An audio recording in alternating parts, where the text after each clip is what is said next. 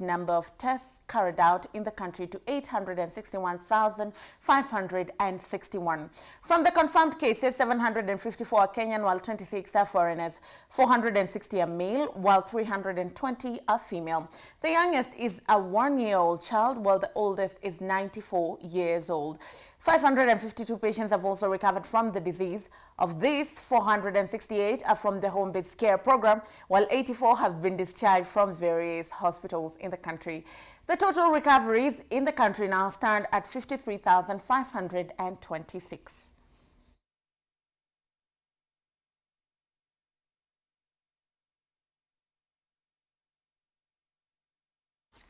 The Central Bank's Monetary Policy Committee has for the 5th time retained the central bank rate at 7%.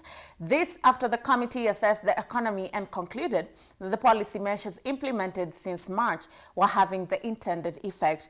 The committee noted that the economy has been on a recovery path after contracting by 0.4 percentage points in the first half of 2020. The recovery in the second half of the year was powered by recovery in sectors such as hospitality, with 96% of hotels open with a bed occupancy of 23%.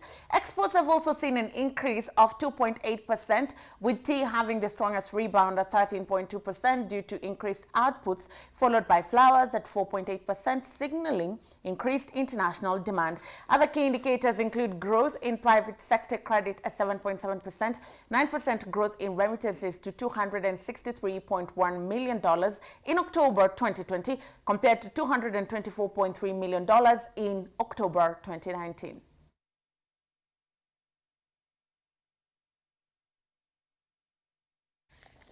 Various sectoral associations in Kenya have come together to collectively voice their concerns about the proposed 1% minimum tax charged on gross turnover that will come into effect on the 1st of January 2021. Speaking during the Kenya Association of Manufacturers webinars on minimum tax, Institute of Economic Affairs CEO Kwame Owino noted that due to the economic impact of the COVID-19 pandemic on both small and large businesses, it would be detrimental to introduce new taxes into an already financially strained system. Additionally, Daniel Ngumi, the head of tax division at Law Society of Kenya, says that the minimum tax law as drafted is ambiguous and will create confusion, as it states that it will be payable where it is higher than installment tax. Should the minimum tax be implemented, CAM chairperson Mushai Kunyiha fears that it will drive away investors who look for profit margins, as well as pass the cost of the incurred cost rather to the consumers, which will also lead to an increase in informal businesses in the country. It raises the compliance costs of everybody else. And my thinking is that it's not going to raise as much money as is anticipated. So obviously you'll be wasting the moment to actually introduce a lot of bureaucracy, because of course the kind of accounts keeping that firms will have to do in order to ensure that they comply will be costly, only to find that we're not going to raise so much money from it, because obviously you need to net off to find out whether it's effective, to net it off from what taxes people would have paid anyway. And I'm not confident at this moment that the timing is right, and either that it will yield a lot of money. So it's a completely inefficient tax. There's confusion in the marketplace, because you will end up in a place where, on a strict construction of that law, of that provision, you will end up in a scenario where a company could say that I need to choose between paying installment taxes versus the payment of minimum tax. And because I have hit the threshold for minimum tax, that is the relevant tax I should be paying. So the way it's drafted is actually wrong, and it will cause great confusion, particularly for those people who seek to apply it looking at the new regime. What will happen is that the cost of goods and services is likely to go up, because remember, there's no investor who wants to put in money just for purposes of funding government. They also want a return, and for them to be able to factor in that 1% minimum tax, then it has to be borne by the final consumers. So this will also make Kenya quite unattractive as we compare to the other sub-Saharan countries. I can see somebody who had a distribution system in Nairobi deciding to go back to the village and just grow tomatoes. They will have a living and they will be able to continue, but they will be totally outside of the tax bracket again. So we are now pushing informality rather than getting people to be formalized. And it will stop more people becoming formal and formalizing their business. It will be more attractive to be informal, because that's where you'll be able to survive. Listed carbon dioxide gas manufacturing firm Cabasid Investment PLC and Akiasa Investment LLP have jointly offered to acquire 100% of BOC Kenya PLC for 1.2 billion shillings.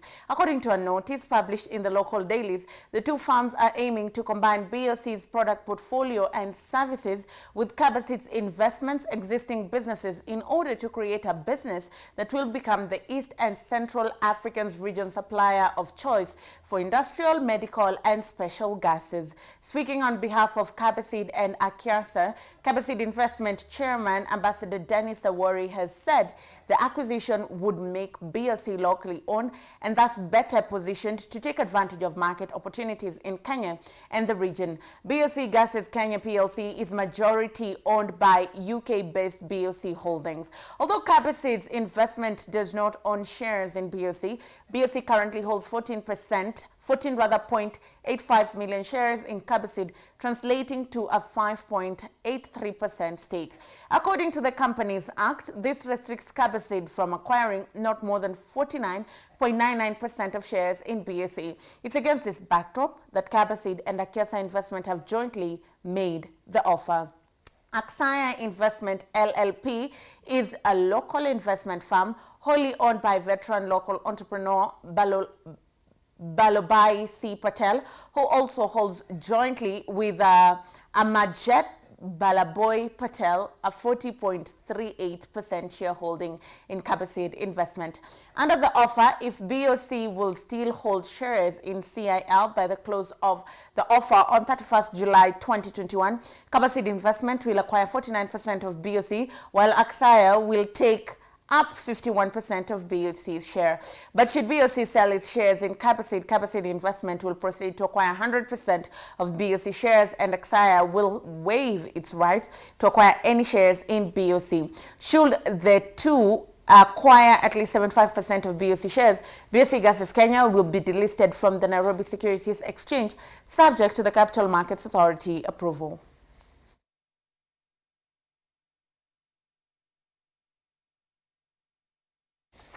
Meanwhile, KCB Group PLC and Atlas Mara have signed an agreement which will see East Africa's biggest bank by asset increase its footprint within the region. KCB Group is now poised to acquire a 62.06% stake in Banque Populaire de Rwanda, BPR PLC, and a 100% stake in African Banking Corporation Tanzania Limited from Atmar in Rwanda and Tanzania, respectively. KCB intends to make an offer to the remaining shareholders of BPR to acquire additional shares in the bank. The value of the transaction remains undisclosed as it is subject to shareholders' approval and regulatory approvals in Rwanda and Tanzania.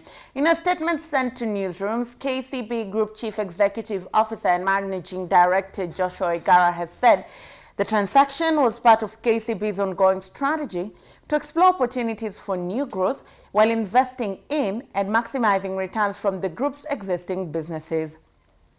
The signing of the deal comes months after Equity Group Holdings and Atlas Mara discontinued discussions on a similar transaction in which Equity Group had expressed the intention to acquire banking businesses from Atlas Mara in Rwanda, Tanzania, Zambia, and Mozambique. This decision followed Equity's group board view of uncertainty of risk arising from the COVID-19 pandemic, which precipitated the proposed withdrawal of a 9.5 billion shillings dividend payout to shareholders.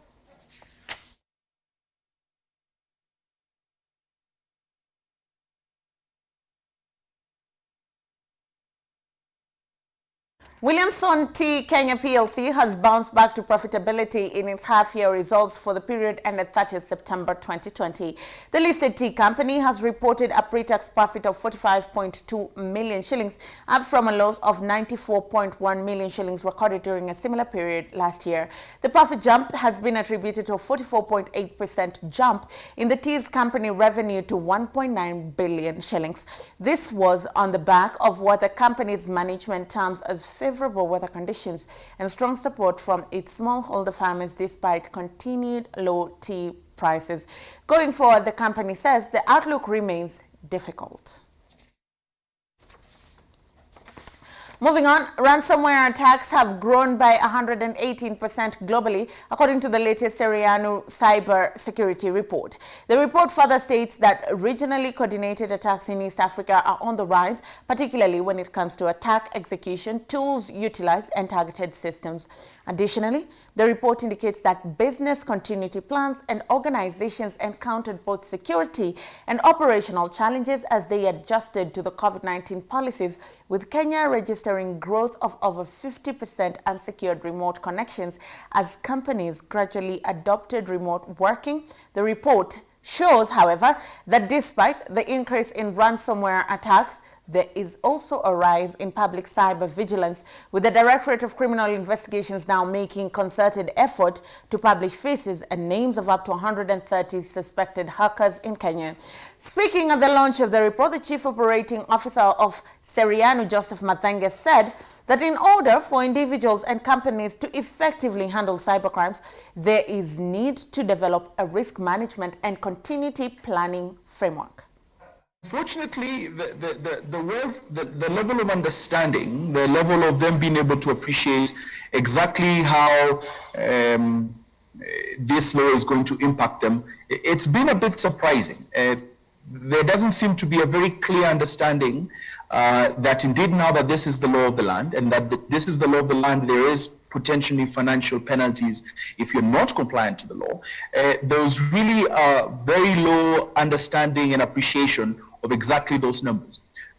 More than 45% of our survey indicated that quite a number of people were not cognizant to the fact that indeed now this is a scenario that's going to impact them significantly. That indeed we are now in a situation where law of the land, and if you're collecting personal identifiable information for your clients, for your customers, that indeed now there are certain things that you must do so as to keep that data private. Physical conferences of an international nature are expected to resume mid-next year, even as virtual conferencing takes roots in the wake of COVID-19 pandemic. Speaking during a stakeholder meeting, the Kenya National Convention Bureau Chief Executive Officer Jacinta Nzioka has said that local meeting organizers have now adopted hybrid meetings, incorporating both face-to-face and virtual aspects. And as Rosemary Kinyanjui reports, the Bureau has also unveiled a 10-year roadmap aimed at positioning the country as the preferred meetings, incentives, conferences, and exhibition destination. The initial impact of the ongoing COVID-19 pandemic resulted in the suspension of air travel across the globe, leading to a slowdown in the aviation sector. In the same vein, meeting and event organizers cancelled all planned and future business meetings and conferences, opting to instead take a shift to virtual conferencing. As the globe continues on a post-COVID-19 recovery process, activities including foreign travel and meetings are slowly making a comeback. What we see as the possibility of getting back face-to-face meetings. In the international research, it was most of the buyers and the meeting planners indicate that they think that face-to-face meetings will only be from mid-next year, 2021. With no clear end to the pandemic in sight, the Kenya National Convention Board has outlined a 4-pillar blueprint that will guide the recovery of the country's meetings, incentives, conferences, and exhibitions industry. The board also plans to direct international meetings to other major cities in the country, apart from just the capital. We have a responsibility to look at secondary cities, satellite cities. Why not have a meeting outside of Nairobi?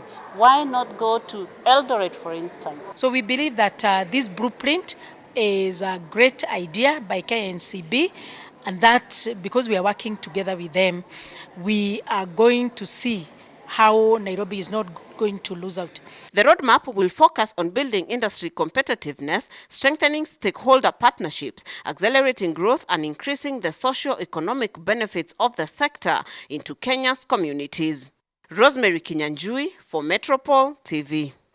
Meanwhile, British oil exploration firm Tullow PLC is in the process of reassessing Project Oil Kenya to design an economic project at low oil prices whilst preserving the phased development concept. At the same time, Rahul Dhir, Tullow Oil PLC Chief Executive Officer, has further said Tullow and its joint venture partners are working with the government on an extension to the exploration licenses to the end of 2021. The statement comes nearly 6 months after Tullow Oil, together with its local venture partners, Total and Africa Oil, announced the expiry of the early oil pilot scheme Tuesday that ran for a 2-year period. Through the EOPS, Kenya exported 200,000 barrels of crude oil to ChemChina, a Chinese company, at a cost of 12 billion shillings in August 2019. In August also, Tullow Oil lifted its declaration of force on its Kenyan operation following the onset of COVID-19 pandemic, a move that had threatened to further delay a final investment decision expected this year on Turkana fields. The lifting of the declaration paved the way for resumption of activities at Tullow Turkana oil sites and came as a result of the easing of the COVID-19 restrictions. Moving on, Football Kenya Federation FKF has officially signed a 7-year broadcast right deal with StarTimes to air next season top-tier league, National Super League, and national team matches. Kenya's top league was pulled off air after pay TV channel SuperSport withdrew from airing matches, citing a breach of contract. The signing of the deal comes days after FKF took over the running of the Kenyan League from Kenya Premier League after its term expired on September 24th. FKF and StarTimes media broadcast deal has, however, touched off internal wrangles among league champions Gor Mahia, Zoo, Ulinzi Stars and Mathare United, which have not signed the deal on grounds that FKF has no right to trade with StarTimes without their express authorization. 14 teams have already approved the deal. FKF President Nick Mwendwa, however, insists that the Federation owns the collective rights of leagues and competitions under Article 81 of its constitution. The league is set to resume on Saturday with AFC Leopards hosting Tusker at Nyayo Stadium from 3 p.m. It's a 7-year deal. It's a 7-year deal that will be renegotiated in the 6th year. I have said before, but I want to say again. It is $1.1 million a year. I have permission to talk about the numbers, so I will do. $1.1 million a year for the first 3 years. And from there, it will increment by 5% until year 6. In year 6, the aim is to renegotiate it again to go for another 5 or 6 years. And why? Because for TV, it has to be long term. When it is long term, it makes sense for them and also brings stability to us. Just only $2.99 shilling and $4.99 shilling per month for the subscription fee. But we still give our subscriber another option for the daily pay. They only pay 20 shilling, 20 bobs or 40 bobs to watch whole days the match. So this is mostly affordable, okay, compared with other pay TVs.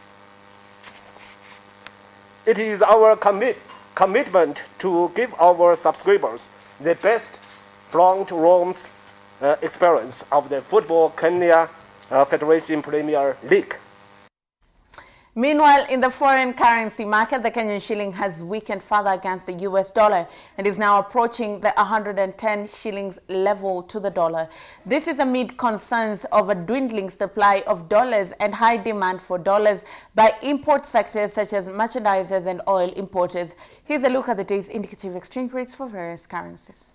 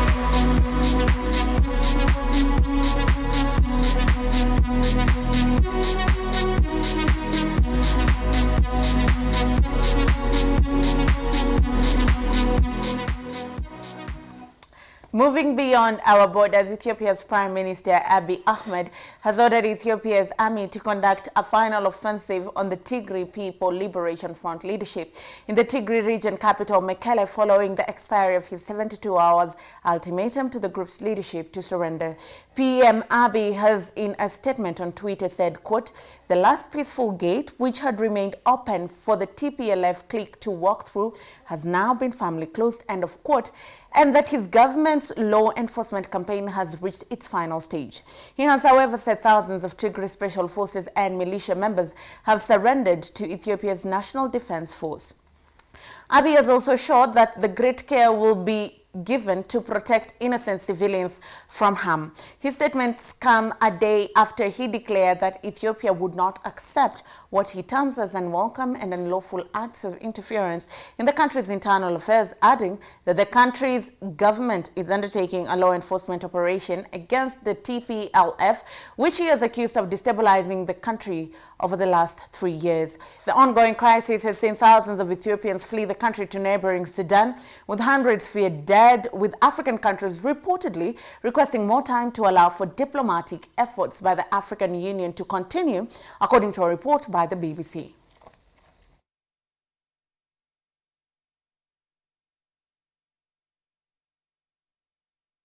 Well, that was all the news at this hour. Thank you very much for making time and joining us for Metropol Primetime News. My name is Ndiro Ganga. Sign language interpreter has been Winnie Edoyo. Enjoy the rest of your viewing.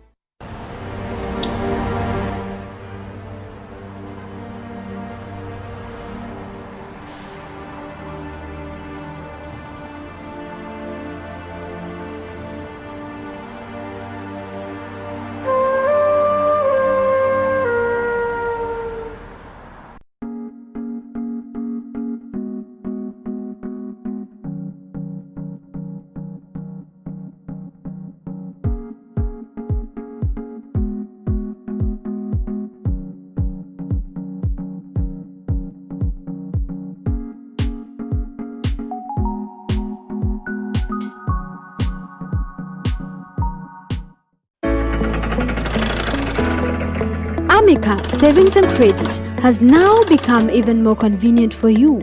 We are introducing the Amica Visa card where you can access your account at any ATM across the country.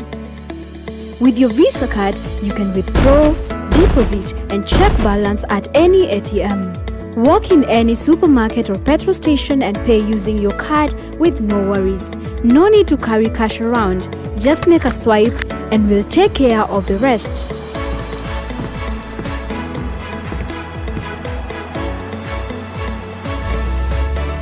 For inquiries or applying for Amica Visa card, simply dial 0729 333 444 or send a WhatsApp text on 0718 079339.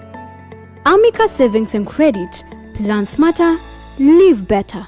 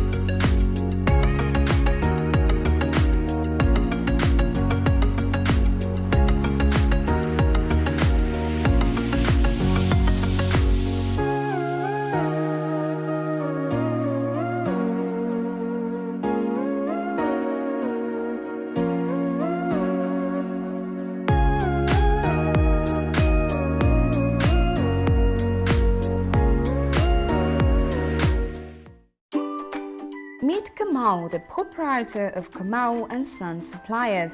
His company sells goods and services on credit. As time passes by, customers fail to pay. His team chases the overdue payment with no luck. His cash flow tightens. His suppliers, rent and salaries are on his neck. His team continues to chase debtors to pay with no responses from customers. So, Kamau engages Metropol Credit Management Services to assist with the debt recovery from his clients. Metropol Credit Management Services team will engage Kamau on the debt collection services on his behalf. With your wealth of experience in credit management, the main aim will be to help Kamau improve his cash flow by ensuring timely payments of outstanding amounts and ensuring continued relationship between Kamau and his debtors.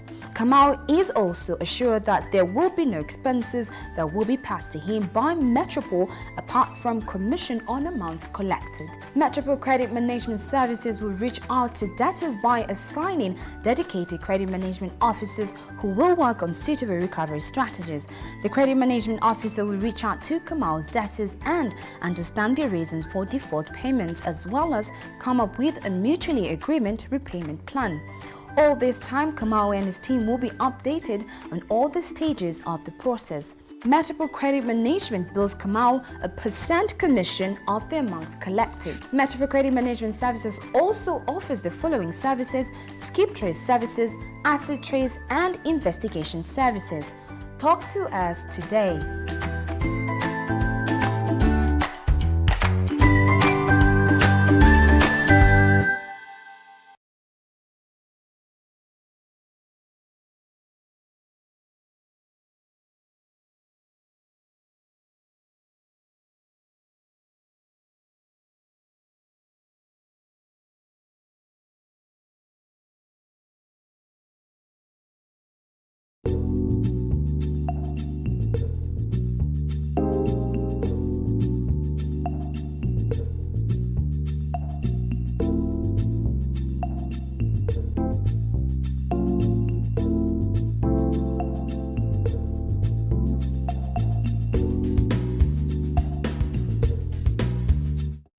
There's no news story that is in touch with the needs of the audience like a business news story.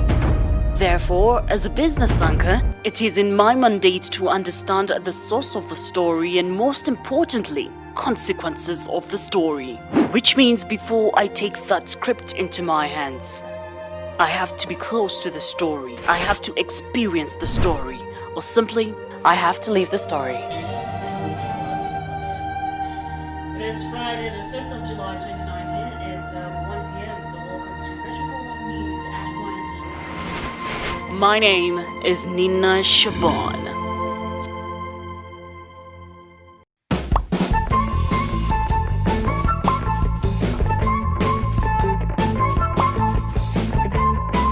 By the way, babe, tunafaa tujue status yetu. Hapo hapana. Unaniangusha msee. Namaanisha CRB status. Wanaume ni madeni, hata gava iko na deni. Kwani mimi ni nani nisipe na deni? Ni muhimu kujua CRB status yako, ndio tujipange. Ama hakuna mtu akona hiyo time ya kuenda sijui hapa hill, sijui Huduma Centers. Mimi hata siendangi tao kugongea watu milango ati clearance. Hebu lete phone yako nikushow. Sawa, shika. Ni simple sana. Una dial *433#, alafu unaweka agency code 430430, kisha utapata ripoti yako instantly. Datoti wewe ni msharp. Ona kama ingia. Naona kakoka sawa. You can download the Cristobal app on Google Play Store. Metropol CRB services are also found in Huduma Centers and in over 300 agents countrywide.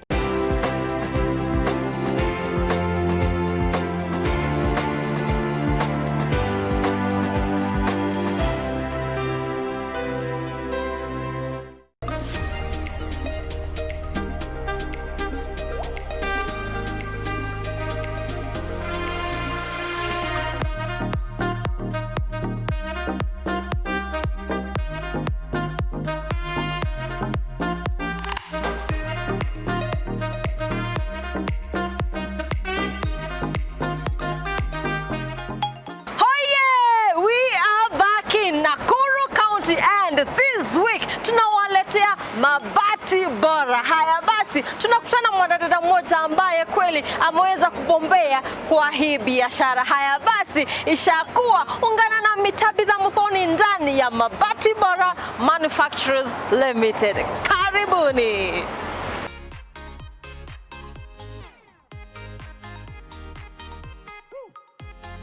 Kwa majina ni Caroline Mwendia. I'm one of the directors because I have also a co-director called Peter Wainaina, but a director. Mabati Bora basically ni a manufacturing industry where we give our customers luxurious and stylish roofing sheets at an affordable price, different colors that suits our clients. Yeah, basically that's what Mabati Bora is all about. Ni mabati. Mabati. As the name suggests. Mabati Bora. Haya basi, tunataka kuelewa safari yako. Ulianzia wapi mambo ya mabati? Ama nini ilikuwa ndani yako? Ukasema mimi biashara ya mabati nikashika hivi, ni biashara ambayo unaweza ipeleka hivi na ishike laini kabisa. Iniletee faida maishani mwangu. Basically nilikuwa ninafanya kazi kwa kampuni ya mabati where I started. There was a company that I was managing. I was the general manager, and I managed the company for 3 years.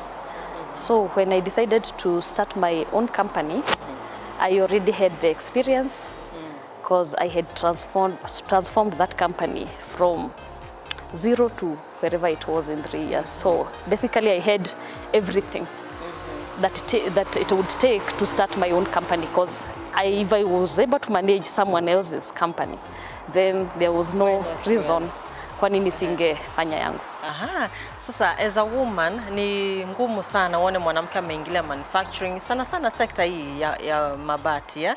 Nini ilikuwa ndani yako kasema mimi napenda mabati ama napenda vitu kama hivi? About being a woman, it's all about mindset. Kwa sababu like this nowadays, I think we also say what a man can do, women can do even better. Yeah. So I knew like yes, it's an industry that has been dominated by men. But there was no reason why I wouldn't be able to do it, because we are not lesser of a person.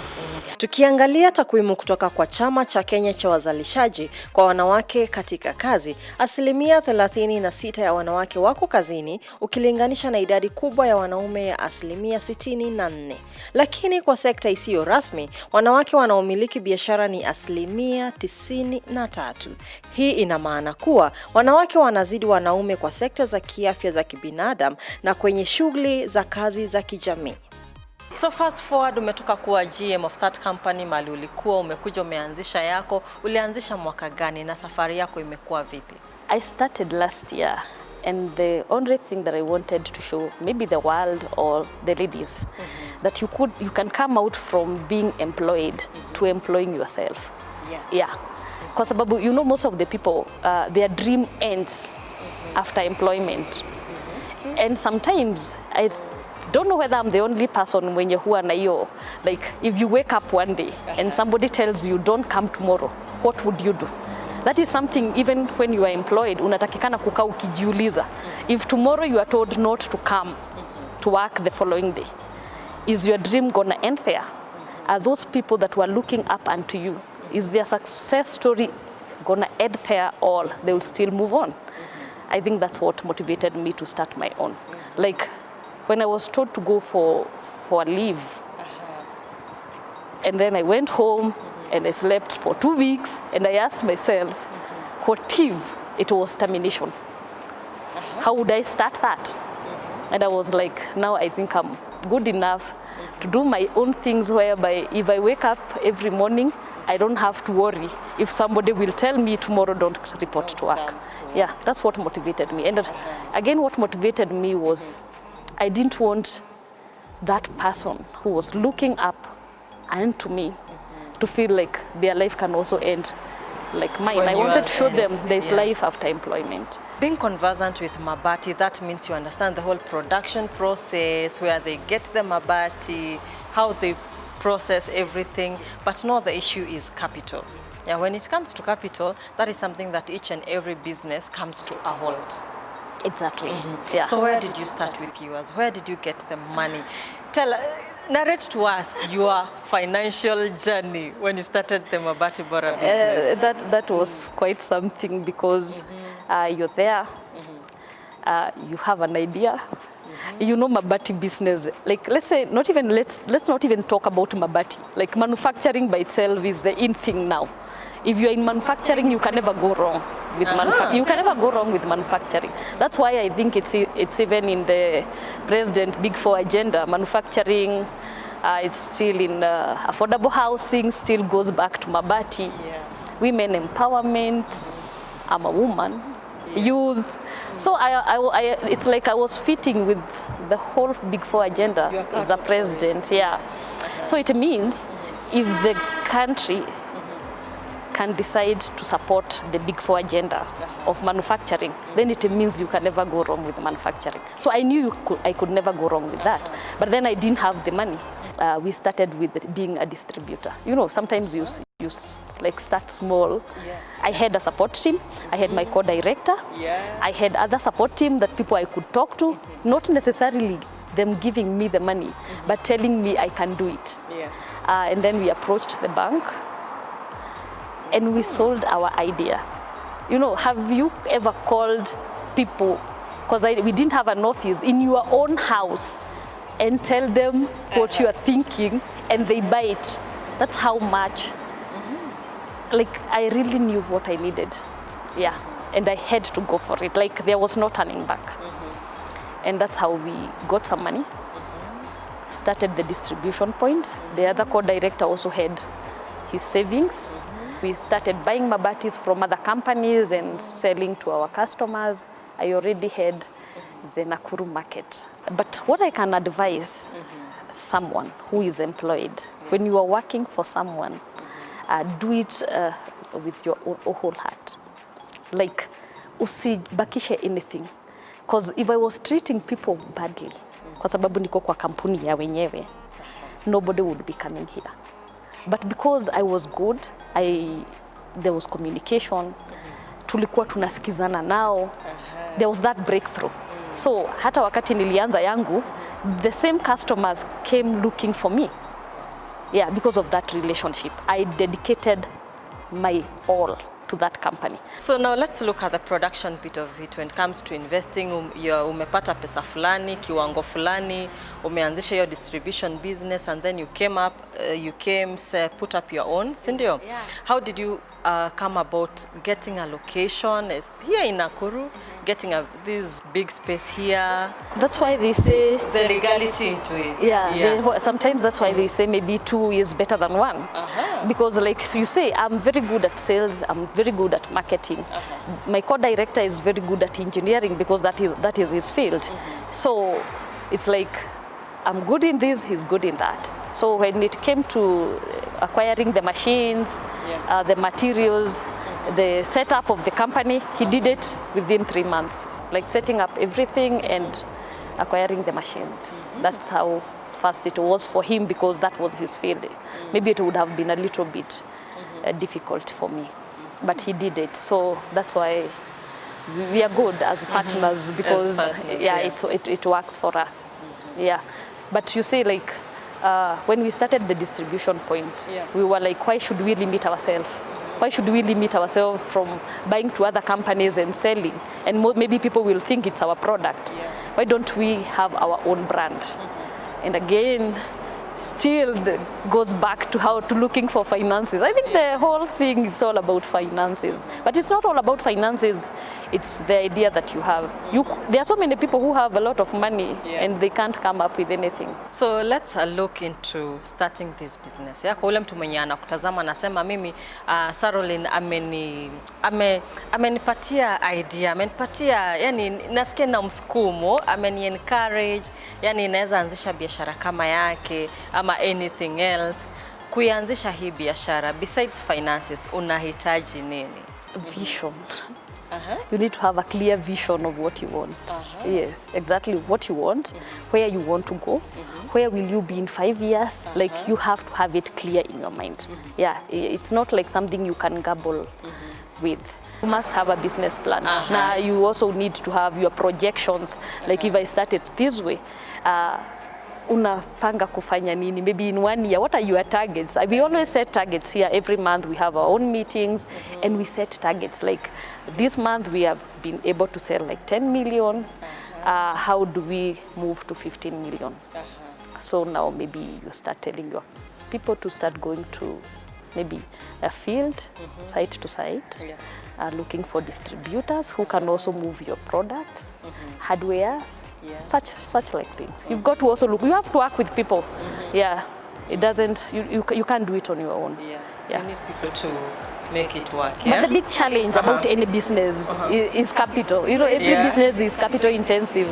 You can imagine a situation whereby you've gone to the bank, wanataka uwapatie collateral. You know, that is, sometimes I don't know how it works. The government says that they want to support SMEs. Yeah? SMEs, ni hawa small businesses or whatever. So it means when you are starting a small business, where do you get a collateral of 20 million?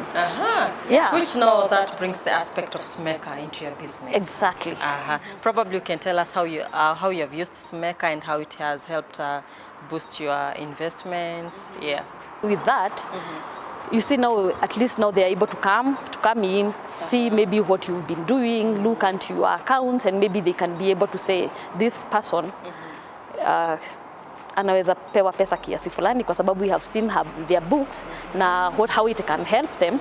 Na they can be given money maybe even without security. So for how long have you been using SMECA?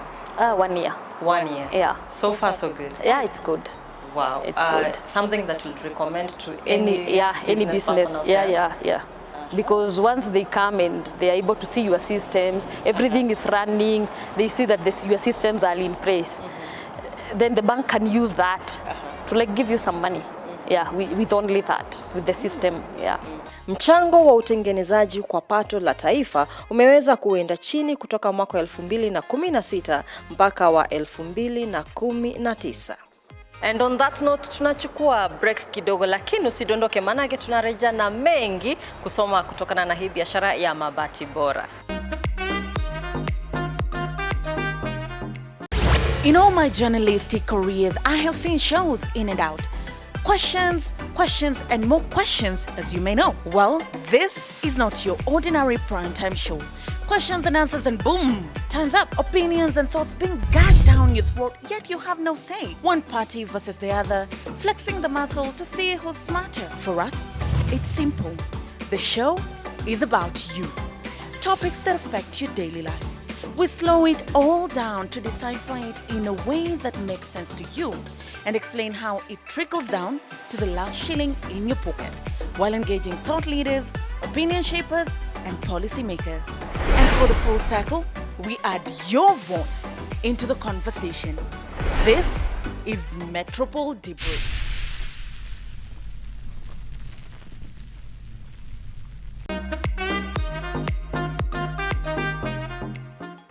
Karibu tena unakitazama kipindi cha The Hustle. Tunasema ni show ya mwananchi na kwambia leo tuna mwanamke bomba. Mabati Bora Limited. So acha tuelewe the production aspect of it. Hapa ndio kazi iko. Sasa tueleze una mabati aina gani, process iko namna gani? Tuanze hapo kwa mabati aina gani? We can say we have like 3 varieties of mabatis. Tuko na corrugated iron sheets. Hizo sasa ni mabati hizi za kitambo za kawaida. Then from the corrugated iron sheets, we go to box profile. Box profile. Box profile. They are modern, stylish, and very affordable. Kutoka kwa box profile, now we have Caitlin tiles. Those ones are luxurious, elegant. They come in 28 gauge. Kind of expensive kidogo, but if you need that luxury house, then you've got to buy these. But they are good because they are safe for drinking water. They're safe, You know, most of the people think because maybe they are rough. It's called matte finish. So you would think that they are not safe for drinking water, but they are safe. Another advantage we have with our iron sheets, we customize them to your style. We customize, we cut to measure. Your style and taste. Yeah. So if you want like 5 meters, we'll do 5 meters. If you want 10 meters, we can still customize it to 10 meters. The only challenge if you tell us to do 15 meters will be transportation. Kwa sababu itabidi ukuje na trailer, you know, but we can do that. You can do so that. So that's one of the advantages that we have. Yeah, we customize it to your need. Again, we have sand coated. Those ones are more of sand-coated iron sheets. They come in small pieces, but they are the most expensive ones. Maybe per piece goes for between 800 and 1100, depending on which one, depending on the gauge. The most expensive? The gauge, the thickness is 26 gauge. So, and again, they are soundproof. They are heat resistant. And they're also very stylish.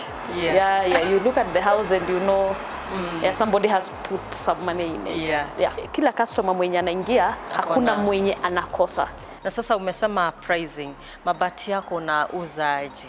Different textures, so kila mabati iko na bei tofauti.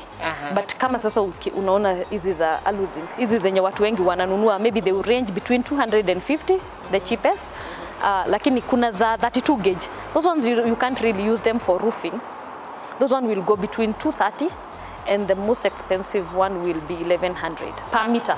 Per meter. Yeah. Yes.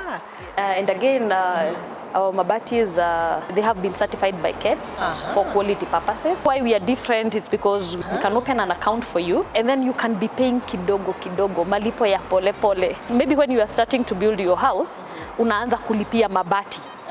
By the time you're done, wakati unakuja kuchukua mabati ulishamaliza kulipa. So ni kubeba tu kuliko wakati umeweka roof and everything ndio unaanza kustruggle kutafuta pesa. So you could be, if you have 5,000 unaleta your 5,000, if you have 10,000 at the end of the day utakuta ulisha, by the time unamaliza kujenga maybe you will have saved 100,000 or more. So unakuja tu unabeba mabati. Kuna pia wale wanakujia mabati yao. Yeah, we transport. And you also deliver. Yeah, we deliver for them. We deliver for them. There are those who would come with their own trucks and that's good. Kwa sababu it depends. Maybe you want your mabatis to be taken to Kisumu. At least we will have to organize orders ikuwe mingi kidogo ndio tupeleke Kisumu. But if you are in a hurry, people come with their own trucks. Another challenge yenye imekuwa na hizi mabati ni kufade. Like hiyo rangi saa zingine kuchipuka. But we are grateful to the government at the moment because before we import mabati ulete Kenya so that you don't bring to Kenya something that is substandard. That one is a plus. Ndio unaona kitambo kulikuwa na hiyo shida ya mabati kufade, kuchipuka and all that, kurust. Nowadays I think hiyo problem imekuwa solved kwa sababu zina the government at the moment haiallow ulete something that is substandard. Mostly we get them from China, Egypt, so many places. But mostly watu wengi tunatoa mabati China. Na sasa mbona hatuna huo uwezo wa kujiprocessia mabati yetu? I think the materials, the iron ore, we don't have it in Kenya. The other time we went to Laikipia County, they were launching something to do with mining. That's what we are following up. Maybe once they are done with that, we can be able to have the iron ore in Kenya. We will be able to do our own mining. And then maybe along the way we will see if we can get zinc because sijasikia mahali imepatikana Kenya lakini I know we have it definitely, ni vile tu bado hatuja explore enough. Yeah, but tutapata tu. Sasa mabati kija hapa inakuja ikiwa in what state, alafu ni sasa unaanza kucustomize hivi, yani inakuwa na shape tofauti. Yeah, mabati inafika ikiwa like a coil, maybe like those ones over there. You can bring them kama hazina rangi, then maybe they are just aluzinc, and you can decide to bring them when they are already pre-coated. Because the other process ya wewe kuanza kujipakia rangi na kuitengeneza hizo materials ndio ikuwe mabati, it can take a very long time, and capital intensive. If already kama this one we are doing roll forming, and we need somebody who can come and support us with not less than 100 million for us to be able to see that we are doing something. And this is roll forming. How about when we decide to do the whole process? I think that one. But we will get there. That's what we are thinking to do in 5 years. So when it comes to investing, biashara mingi unaona probably they do not celebrate their second birthday, even the third one. Wewe unaweza tuambia nini umefanya tofauti ndio kaweza kusimama mpaka po. Uko na 1 year sasa so naelekea 2 years. Nini umefanya tofauti ili uweze kufika hapa na bado unaendelea? I think it's good pricing. Yeah, good pricing kwa sababu you know when a customer want to buy something, definitely huwa ana shop around. So akikuja akute you have good quality iron sheets but bado price yako ni affordable. Definitely you will get them. That's where the catch is. Again, communication. Communication is key. We communicate to our customers. Like we have this challenge. We are fixing it. So even if your mabati may delay leo, but kesho tutaleta. We just don't keep quiet. That way you give customer your satisfaction na mtu anasikia at least bado mko pamoja. Another thing that we do differently is good customer service. You know, sometimes you go somewhere, you find something is expensive, but the reception inafanya tu ununue. Okay, sasa advice yako kwa yule mtu mwenye labda ameanzisha biashara but mambo na savings, investing hajui. To advise kulingana na vile umeweza kusave na kuinvest. The whole thing ni vile utatafuta hizo pesa. So I think you will also have a mode of savings. Maybe you can get into SACCOs, whereby if you save like 100,000 you can get 300,000 depending na ni kazi gani, kwa sababu kazi nayo kama sasa hii ya mabati hauwezi sema uta save 100,000 and you need 100 million. That one you will really need some. The truth is you will need some collateral. Whether utapewa na marafiki ama zako zenye umeweka hata kama ni nyumba yako or something, you will have to sacrifice something. Nothing comes easy. Kwa sababu hakuna banki inaweza kuja hapa ikupatie 50 million without anything. That is the whole truth. Hata mimi siwezi sema. But now you see like now I have these machines. If I needed some extra cash, wanaweza kuja sasa na watumie hizi machines kama collateral, or they can use my books. Now that I'm already in operation, they can use my books, maybe audited accounts. Waangalie maybe vile biashara inaenda, even if I have a collateral somewhere, wanaweza fikiria labda kuongezea kitu. Sasa hizo mabati na import na machine nazo? Machines zote ni kuimport. Hakuna hata mtu anatengeneza hizi machines Kenya. Na najua umeweza kupeana makazi, job creation, manake kwa kila every business lazima kuwe na wafanyikazi. Sasa kazi yako umegawanyisha kivipi? Una wafanyikazi wangapi? Ni watu ambao wamesomea hii kazi ama ni wewe umewafunza? Yeah, definitely you must have qualified people. Biashara kama hii ni lazima ukuwe na accountant who is very competitive. You must have a manager. You must have someone who is in IT kwa sababu hata ya advertisement na kurun the system. You must have people in marketing, those who will do the production. We must have an engineer, like the other director is also an engineer, so at least we have that. Na lazima ukuwe na drivers and all that. We will employ more once the company grows. We are also thinking of expanding our business. Right now tumefungua branch Rumuruti. Again, uko tumeemploy more than 7 people. Our next target is going to Maralal, where we have already established the site. So we will do that. Again, we will also create employment. And once you create employment, you also reduce the rate of crime.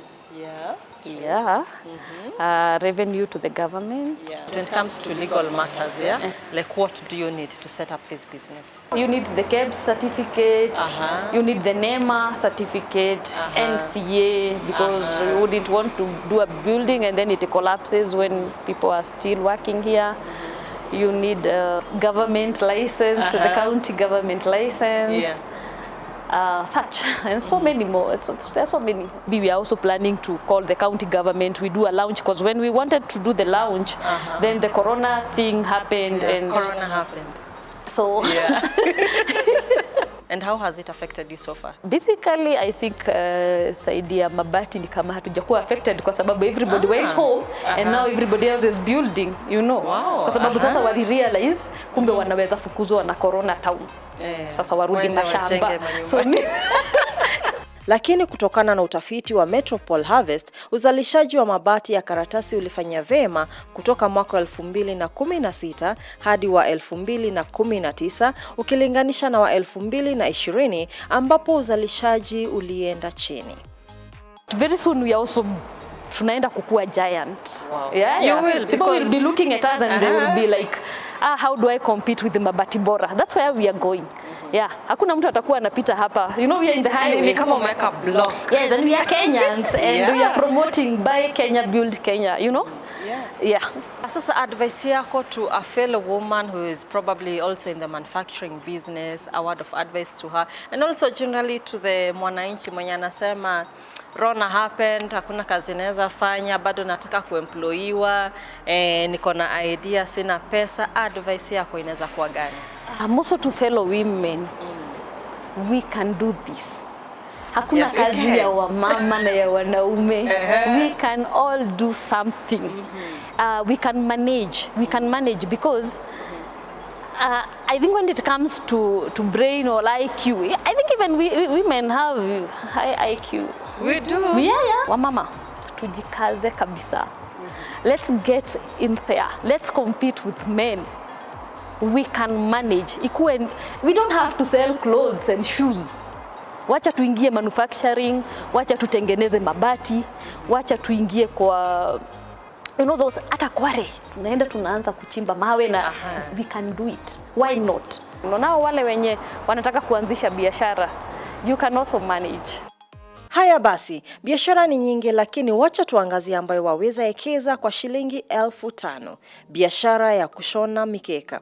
Kushona mkeka wahitaji zulia ya tundu, nyuzi za aina ya pamba zenye rangi tofauti, makasi na krocheti. Kutumia krocheti yako, shona mkeka ukijaza pamba yako kwenye matundu ya zulia. Kisha tafuta soko, mahali ambapo utauzia na tena kwa bei gani. Waweza uza kwenye mitandao tofauti, marafiki na pia mle sokoni. Kumbuka, faida ndilo jambo la muhimu katika biashara yoyote.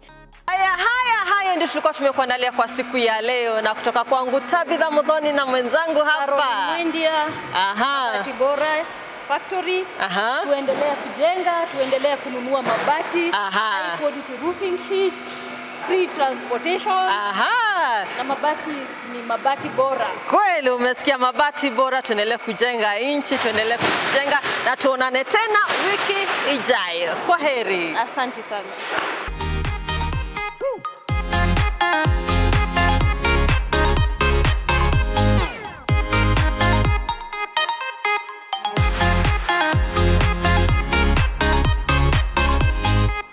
Whether you call it coronavirus pandemic, coronavirus cases, or COVID-19, the effects are the same. Closed businesses, contracted economies. Kenya's tourism sector has lost 80 billion shillings. The entire tourism sector is out of business at the moment. COVID has created an environment that is so uncertain, so unpredictable. Anybody trying to pretend to give you an accurate prediction of what's going to happen in the future is wrong.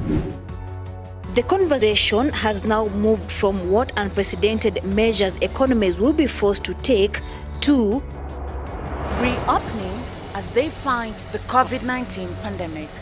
We must open. As National Treasury, we'd be more than happy if the economy was open today.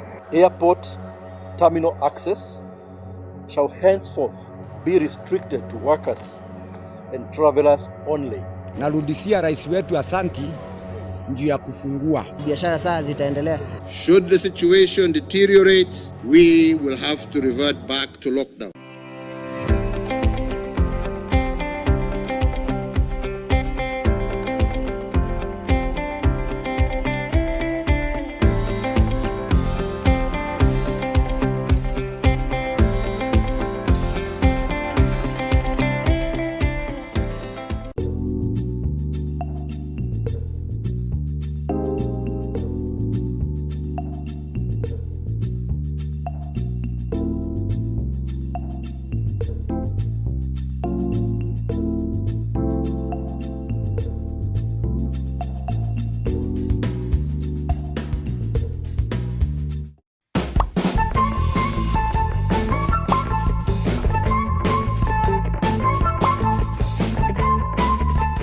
babe, tunafaa tujue status yetu. Hapo hapana. Unaniangusha msee. Namaanisha CRB status. Wanaume ni madeni, hata gava iko na deni. Kwani mimi ni nani nisikuwe na deni? Ni muhimu kujua CRB status yako, ndio tujipange. Ama hakuna mtu akona hiyo time ya kuenda sijui hapa hill, sijui Huduma Centers. Mimi hata siendangi tao kugongea watu milango ati clearance. Hebu lete phone yako nikushow. Sawa, shika. Ni simple sana. Una dial *433# alafu unaweka agency code 430430 kisha utapata ripoti yako instantly. Tatoti wewe ni msharp. Ona kama ingia. Naona kakoka sawa. You can download the Cristobal app on Google Play Store. Metropol CRB services are also found in Huduma centers and in over 300 agents countrywide.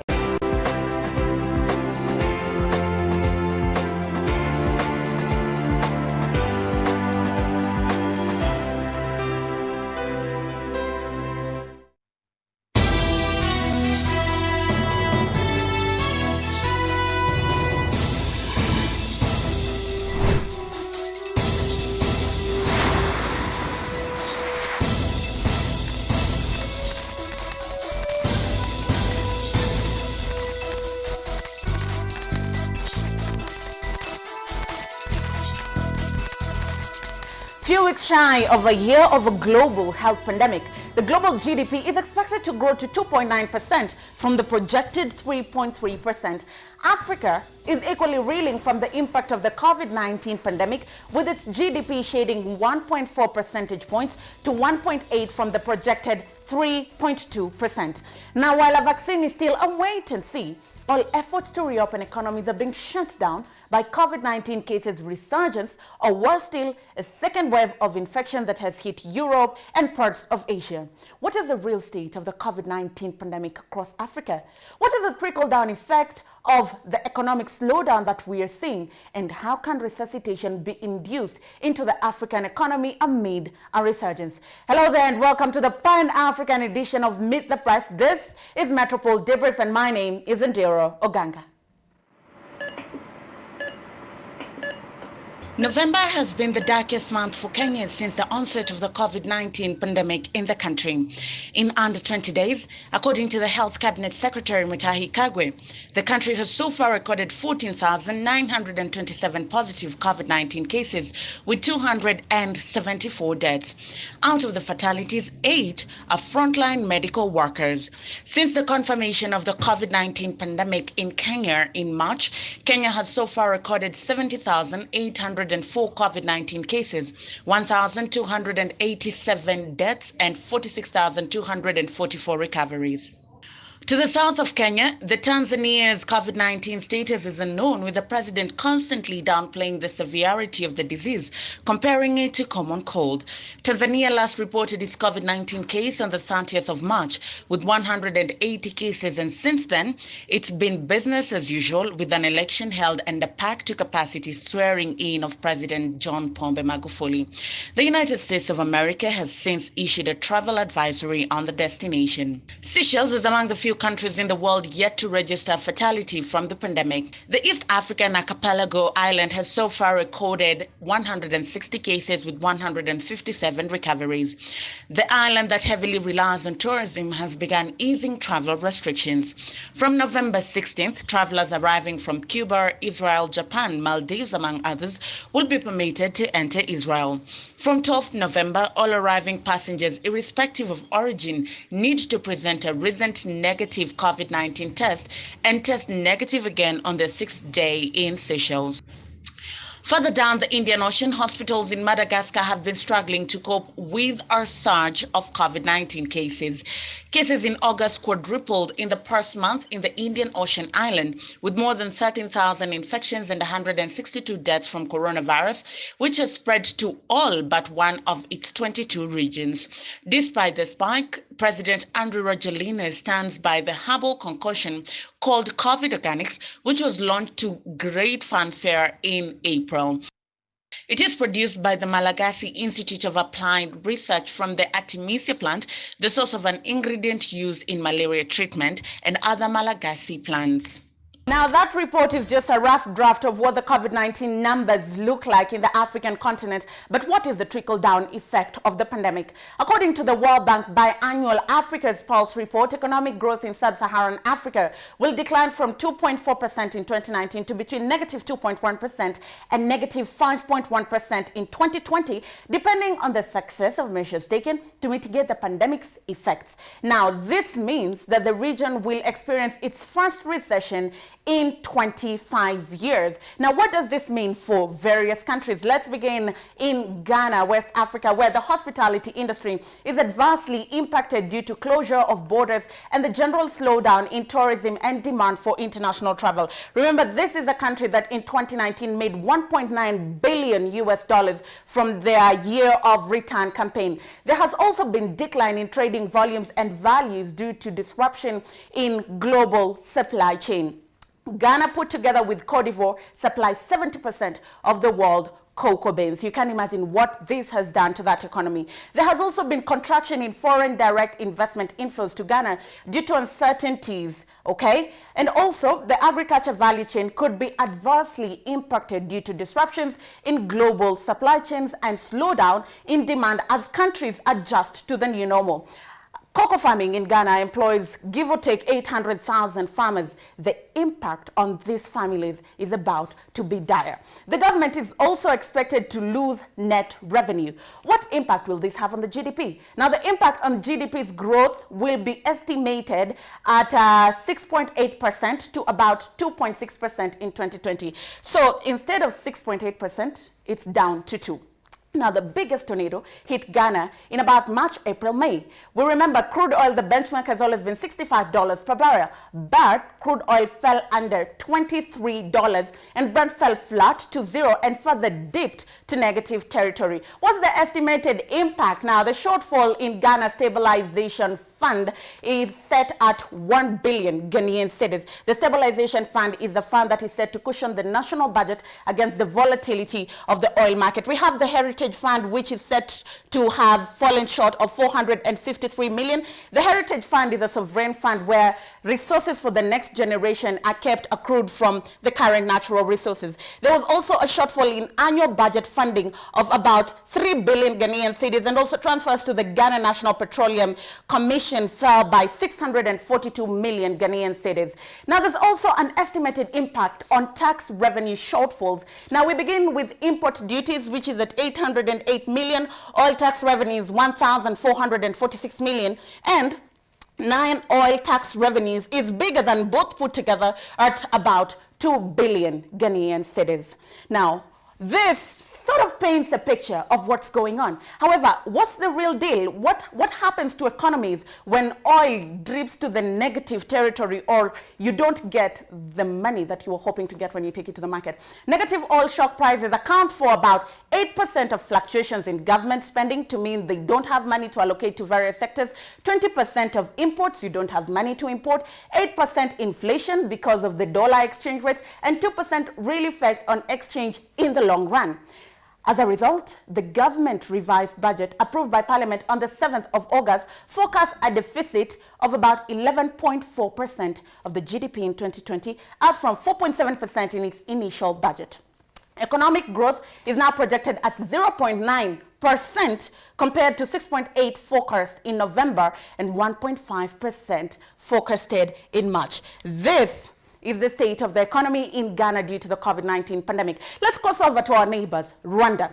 Prior to the COVID-19 crisis, Rwanda had been experiencing a very strong macroeconomic fundamental, with GDP growth averaging 7.4% in the past 5 years and 8% in the past decade. Those are really good numbers, bearing in mind Kenya struggles at 5, 6, 7 is a good year for us.